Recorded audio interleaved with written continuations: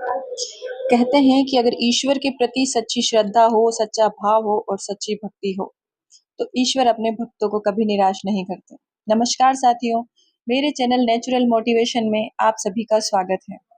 मैं लेकर के आई हूँ आपके लिए बहुत सारी पौराणिक कथाएं और लोक कथाएं जो आपको आपके आध्यात्म से जोड़ेगी और आपको इन कहानियों और कथाओं के माध्यम से बहुत सी ऐसी रोचक जानकारी मिलेगी जिसके बारे में आप जानना भी चाहते हैं और आपको जानकर के बहुत खुशी मिलेगी।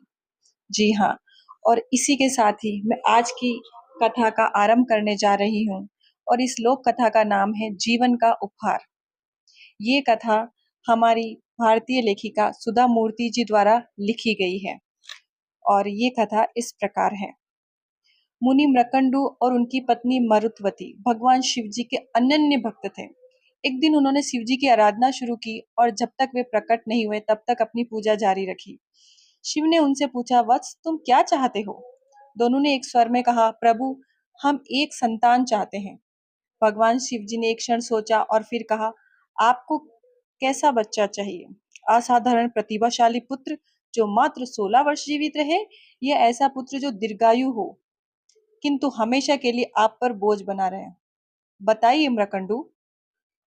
दंपति ने इस बात पर ध्यान से विचार किया और कहा, हमें एक श्रेष्ठ पुत्र चाहिए, भले ही वे अल्प समय के लिए ही हमारे साथ रहे।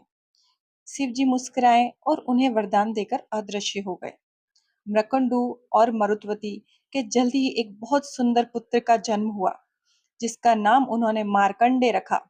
वे आज्ञाकारी पुत्र था, प्रतिभाशाली छात्र और उदार बालक था। वे भगवान शिव जी का परम भक्त बना। दिन बीतते चले गए और जैसे जैसे समय बीतता गया मृकंडू और मरुत्वती दिन पर दिन और दुखी होते चले गए। जब जब वे उस घड़ी को कोसने लगे जब उन्होंने अपने पुत्र को मांगा था, वे दुखी होकर एक दूसरे से कहते, हमें शायद पुत्र के लिए कहना ही नहीं चाहिए था। मार्कंडे जैसा पुत्र पाना और फिर उसे खो देना कहीं अधिक दुखदाई है। मार्कंडे को पता था कि उसकी जल्दी ही मृत्यु हो जाएगी, किंतु फिर भी वे जितनी अच्छी तरह से जीवन जिया जा सकता था वे उतनी ही अच्छी तरह से रहता और शिव जी की पूजा किया करता था। मार्कंडे के 16वें जन्मदिन पर मृकुंड और मरुत्वती अपने पुत्र से लिपटकर जोर जोर से रोने लगे। मार्कंडे ने बड़े प्यार से उन्हें देखा और मृदु स्वर में कहा, मुझे आपसे अच्छे माता पिता नहीं मिल सकते थे। मैं बहुत भाग्यशाली हूँ कि मेरा जन्म इस घर में हुआ है। अपने दुखी माता पिता से विदा लेकर वे शिव जी के मंदिर पहुंच गया और वहां शिवलिंग को पकड़कर पंचाक्षरी मंत्र का जाप करने लगा। मार्कंडे की मृत्यु का समय होता जा रहा था। यम ने अपने दूतों को उस बालक को लाने भेजा।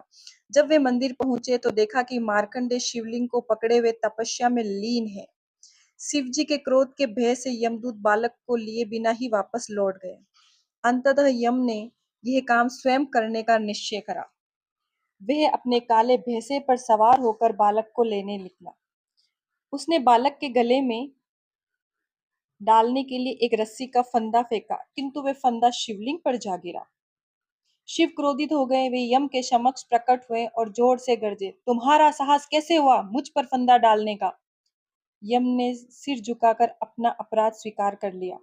भगवान शिव जी केवल इस शर्त पर शांत हुए कि यम मार्कंडे को लिए बिना ही वापस लौट जाएगा। यम इस बात पर सहमत हो गए और मार्कंडे को जीवन दान मिल गया। इससे उनके माता पिता भी बहुत प्रसन्न हुए।